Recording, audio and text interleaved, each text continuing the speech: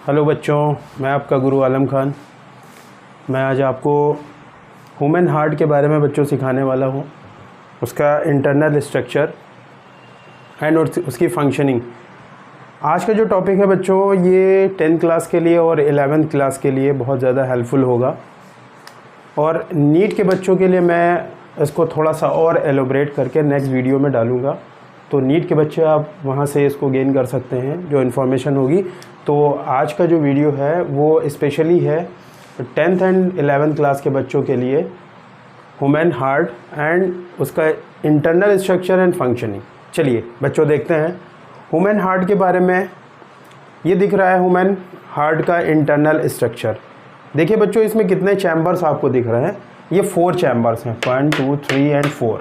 ठीक है, ये ऊपर वाले 2 चैम्बर जो हैं ये इनको बोला जाता है ऑरिकल, और नीचे वाले जो 2 चैम्बर हैं इनको बोलते हैं वेंट्रिकल।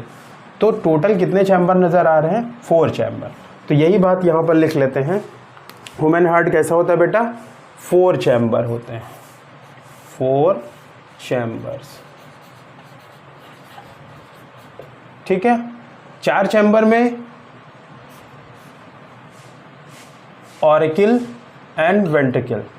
अब auricle left and right, ventricle ये भी लेफ्ट एंड राइट। तो इस तरीके से ये कितने बेटा हो गए? 4 चैम्बर हो गए ये ह्यूमन हार्ट में। अब देखिए ह्यूमन हार्ट की जो मसल्स होती हैं, ये मसल्स जो हैं, ये मसल्स किस चीज़ की बनी हुई होती हैं? एक स्पेशल टाइप की मसल्स होती हैं, ये इनको कहा जाता है cardiac muscles, made up of cardiac muscles.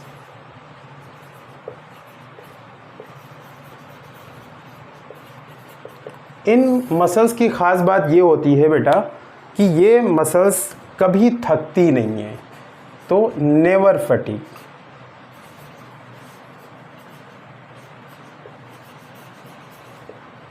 कभी ना थकने वाली मसल्स होती हैं, नेवर फटीग। ठीक है, तो अब आगे एक पॉइंट हम लोग देखते हैं कि ह्यूमन हार्ट जो होता है बेटा, उसका रेगुलेशन वो कैसे रेगुलेट होता है। तो इंसान का जो हार्ट होता है वो उसके ब्रेन से रेगुलेट नहीं होता है। हार्ट की मसल्स में कुछ स्पेशल टाइप के नोड्स होते हैं, एसए नोड, एवी नोड। ठीक है, तो ये नोड क्या करते हैं कि हार्ट की जो पंपिंग है, इसकी एक्टिविटी है, उसको कंट्रोल करते हैं। इसका मतलब ह्यूमन हार्ट कैसा होता है? मायोजेनिक हार्ट होता है, मायोजेनिक हार्ट। अगर ये ब्रेन के ज़रिए कंट्रोल किया जाता तो इसको कहा जाता न्यूरोजेनिक हार्ट, बट यहाँ पर देखिए इसकी मसल्स ही इसकी एक्टिविटी को कंट्रोल कर रही हैं, दैट्स वाई ये मायोजेनिक हार्ट हो गया। देखिए हम लोगों ने क्या क्या पढ़ लिया कि इसमें 4 चैम्बर होते हैं। ठीक है, कार्डियक मसल्स के बना हुआ होता है हार्ट हमारा। ठीक है, मायोजेनिक होता है। और अगर इसकी लोकेशन पूछी जाए कि ये कहाँ लोकेट होगा, तो लोकेशन के बारे में थोड़ी सी बात कर लेते हैं हम लोग। लोकेशन ठीक है, देखो बच्चों समझो लोकेशन। ये जो बीच वाली बोन है इसको स्टर्नम बोलते हैं, स्टर्नम। तो ये जस्ट बिलो द स्टर्नम के जस्ट बिलो होता है, बट इसका जो नीचे का पोर्शन होता है वो लेफ़्ट साइड में थोड़ा सा टिल्ट होता है, उसकी टिल्टिंग लेफ़्ट साइड में हो जाती है। तो पोजीशन क्या आ गई बच्चों कि just below the sternum but slightly tilt toward the left side. Okay, चलिए देखते हैं, यही लिख देते हैं पोजीशन। इसकी लोकेशन कहाँ पर पाया जाएगा? Just below sternum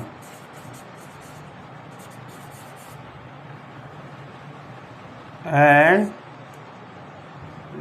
tilt towards left side. Left side में इसकी टिल्टिंग हो जाती है, और इसकी पोजीशन है just below the sternum. Sternum के जस्ट नीचे पाया जाएगा। देखिए पॉइंट आप लोग बिल्कुल क्लियर रखिए। 4 चैम्बर हो गए, 2 ऑरिकल 2 वेंट्रिकल, तो वो लेफ़्ट राइट हो जाएंगे, तो ये 4 चैम्बर टोटल हो गए, made up of cardiac muscles. Cardiac muscles की खास बात होती है कि वो कभी थकती नहीं है। ठीक है, बच्चा जब अपनी माँ की बॉडी के अंदर होता है तब से इसकी फंक्शनिंग शुरू हो जाती है टिल डेथ, ये वर्क करते रहते हैं, इसलिए ये कभी ना थकने वाली मसल्स होती हैं और हार्ट की जो फंक्शनिंग है उसको रेगुलेट करती हैं muscles. That's why it is myogenic location just below the sternum till toward the left side में टिल्टिंग होती है, इसलिए बीट हमें हमेशा सुनाई पड़ती है लेफ़्ट साइड में। ठीक है, ऐसा नहीं है कि हार्ट हमारा लेफ़्ट साइड में होता है, नहीं, जस्ट मिडिल में होता है। ओके, तो देखिए बच्चों, ये जो 4 चैम्बर हैं ये दोनों हो गए ऑरिकल, ये हो गए, ये ऑरिकल हो गया, ये ऑरिकल हो गया, ये वाला वेंट्रिकल हो गया, ये वाला वेंट्रिकल हो गया। अब देखिए लेफ़्ट राइट का थोड़ा सा कन्फ्यूज़न होता है कि हम लेफ़्ट इसको बोलें या इसको बोलें, इसको बोलें, इसको बोलें। ठीक है, तो जैसे मेरे सामने कॉपी इस तरीके से है तो मेरा ये राइट है, तो आप ऐसे समझ सकते हैं जो हैंड है उसका अपोजिट कर लीजिए। तो ये राइट हैंड मेरा इधर आया है तो इसको आप लेफ़्ट लिख दीजिए।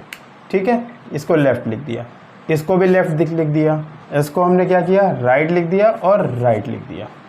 ओके, तो ये पोर्शन पूरा राइट वाला हो गया, ये वाला पूरा पोर्शन जो है वो लेफ़्ट साइड में हो गया।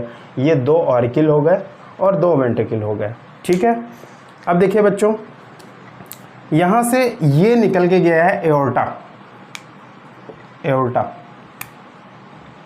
ये देखिए जितनी भी वेसल्स हार्ट से निकल के जाती हैं, जैसे ये देखिए हार्ट से निकल के जा रही है, ये भी हार्ट से ब्लड को देखिए टुवर्ड द बॉडी लेके जाएगी। ठीक है, away from heart, away from heart, जितनी अवे फ्रॉम हार्ट होती हैं वो सब आर्टरीज होती हैं। ठीक है, वेन्स जो होती हैं वो टुवर्ड द हार्ट, देखिए ये और ये एंट्री कर रही हैं इसके अंदर। ठीक है, ये एंट्री कर रही हैं और देखिए यहाँ पर एंट्री होगी, इस जगह पे एंट्री हो रही है, ये एंट्री हो रही है।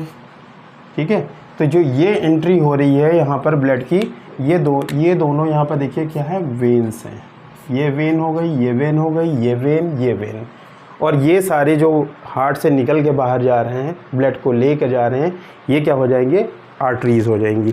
तो ये मेन आर्टरी है, ये वाली आपको देखिए कहाँ से, लेफ़्ट वाले वेंट्रिकल से निकल करके जा रही है मेन, तो इसको बोलेंगे एओर्टा। क्या बोलेंगे, एओर्टा बोलेंगे। ठीक है, देखिए राइट वाले वेंट्रिकल से निकल करके ये जा रही है तो ये भी आर्टरी है, और इस आर्टरी को देखिए ये एक ब्रांच, इसकी एक ब्रांच ये दोनों लंग्स में जाएंगी। ब्लड जो डीऑक्सीजनेटेड ब्लड होगा उसको लंग्स में लेके जाएंगी फॉर द प्यूरिफिकेशन, ऑक्सीजनेशन के लिए उसमें ऑक्सीजन को ऐड किया जाएगा और कार्बन डाइऑक्साइड को रिमूव किया जाएगा। तो ये है पल्मोनरी वेन। इसमें ब्लड बेटा कैसा होता है, पल्मोनरी वेन में, सॉरी वेन नहीं है, आर्टरी है, नो आर्टरी। बॉडी की जितनी भी आर्टरीज होती हैं, एक बात समझ लीजिए, देखिए आर्टरीज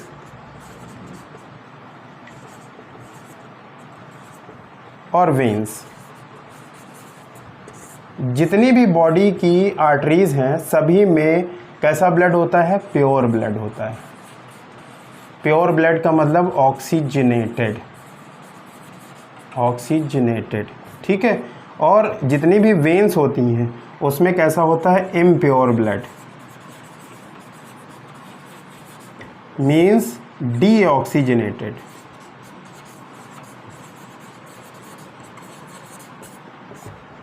दोनों के लिए एक्सेप्शन है, देखिए इसके लिए भी एक्सेप्शन है, इसके लिए भी एक्सेप्शन है। इसके लिए एक्सेप्शन क्या हो जाएगा, आर्टरी में पल्मोनरी आर्टरी,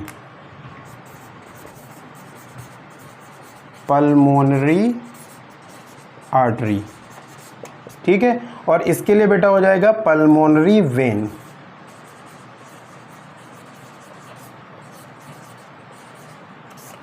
सभी आर्टरीज में pure blood, but pulmonary artery में इम्प्योर ब्लड। सभी वेन्स में pure blood, but pulmonary vein में प्योर ब्लड। ठीक है, प्योर का मतलब ऑक्सीजनेटेड होता है बेटा, और इम्प्योर का मतलब होता है डीऑक्सीजनेटेड। ठीक है, तो ये एक्सेप्शन हो गया। यहाँ तक की बात समझ में आ गई है, 4 चैम्बर आपको समझ में आ गए हैं। ठीक है। एओर्टा क्या करेगा, मेन सप्लाई देगा पूरी बॉडी को, पूरी बॉडी में ब्लड को सर्कुलेट करने का काम होता है एओर्टा का। और एओर्टा के ज़रिए जो ब्लड जाएगा वो बेटा कैसा होगा, ऑक्सीजनेटेड होगा, ऑक्सीजनेटेड। ओके, फिर देखिए हम लोग यहाँ पर देख रहे हैं ये और ये क्या है, superior and inferior vena cava. ठीक है, तो यहाँ पर हम लोग लिख देते हैं ये क्या करेगा, सुपीरियर वेना कावा, और ये है बेटा इन्फीरियर वेना कावा। देखिए इन दोनों के फंक्शन ये होते हैं, सुपीरियर वाला क्या करता है बेटा, इस तरीके से देखिए, upper part of the body, ये हार्ट की पोजीशन हो गई, तो अपर में क्या आ जाएगा, हेड आ जाएगा एंड अपर लिम्स आ जाएंगी। तो अपर लिम्स और हार्ट से जो ब्लड का कलेक्शन है, इम्प्योर ब्लड है, वो सुपीरियर वेना कावा लेकर आएगी राइट वाले ऑरिकल में। इन्फीरियर वेना कावा क्या करेगी, बॉडी के लोअर पार्ट से ब्लड को, इम्प्योर ब्लड को ला करके राइट वाले ऑरिकल में स्टोर करेगी।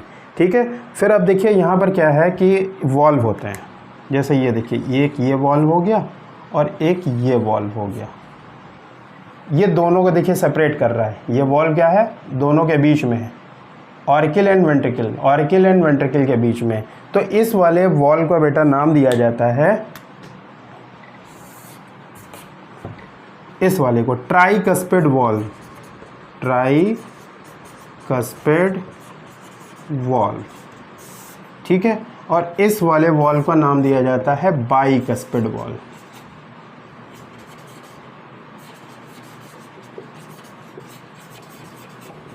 इसका दूसरा नाम है मिट्रल वॉल्व।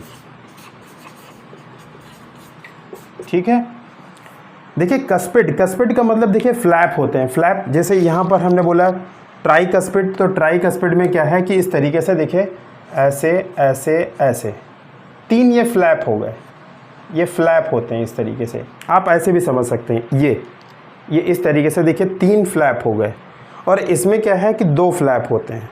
अब इनका देखिए काम मेन क्या होता है, जो वॉल्व हैं, जब यहाँ पर ब्लड आके फिलअप होता है बेटा, तो उस टाइम ये दोनों क्लोज होते हैं।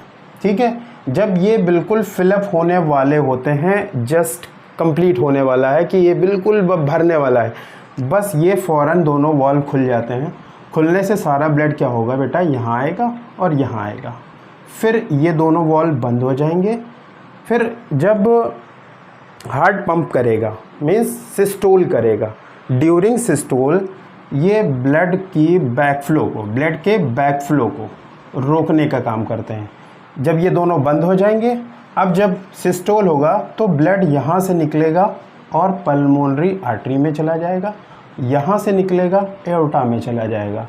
क्यों, अगर उस टाइम ये दोनों खुले रहें तो ब्लड इसमें भी जाएगा, इसमें भी जाएगा, इसमें भी थोड़ा जाएगा, इसमें भी थोड़ा जाएगा, बट जितना प्रेशर रिक्वायर्ड है ब्लड को सही अपने डेस्टिनेशन तक के पहुंचने के लिए, वो प्रेशर यहाँ पर नहीं मेंटेन हो पाएगा। दैट्स वाई इनकी क्लोजिंग ज़रूरी है। ओके, तो ये रेगुलेट कर रहे हैं इस तरीके से। यहाँ तक के बात समझ में आ गई बेटे? ठीक है, आगे देखिए, दोनों वेंट्रिकल के बीच में देखिए एक दीवार है, ये दिख रही है ना दीवार, इस दीवार को हम क्या कहेंगे, इंटर वेंट्रिकुलर सेप्टम। क्योंकि ये वेंट्रिकल के बीच में है इसलिए इंटर वेंट्रिकुलर सेप्टम कहा जाएगा। और यहाँ पर भी जो सेप्टम होगा इस जगह पे ये होगा इंटर ऑरिकुलर सेप्टम। ठीक है बच्चों, यहाँ तक के बात समझ में आ गई है। 4 चैम्बर हमने समझा दिया आपको, आर्टरीज और वेन्स का सिस्टम बता दिया। हाँ, एक चीज़ और रह गई, ये देखिए, ये दोनों हैं पल्मोनरी वेन्स। ये लंग से ब्लड को वापस लेकर आएंगे यहाँ पर। तो इंटरनल स्ट्रक्चर में बस इतना ही आप याद रखिए कि एओर्टा के बारे में, पल्मोनरी आर्टरी के बारे में, वेंस के बारे में, दोनों वॉल्व के बारे में, ठीक है, ऑरिकल हो गया, वेंट्रिकल हो गया, superior and inferior vena cava हो गया, ठीक है। अब हम लोग क्या करते हैं, इसकी फंक्शनिंग पढ़ते हैं कि ये कैसे हमारा हार्ट वर्क करता है, वो इम्पॉर्टेंट है।